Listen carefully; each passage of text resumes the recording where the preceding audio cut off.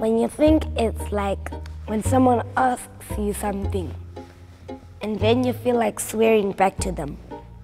So you first have to think. Both sides. Must I do it or mustn't I?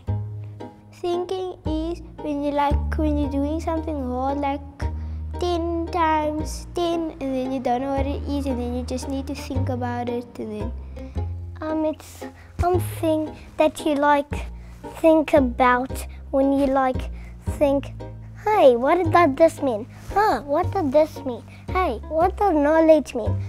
What does Pennington mean? What is a plane? I'm thinking, what is a plane?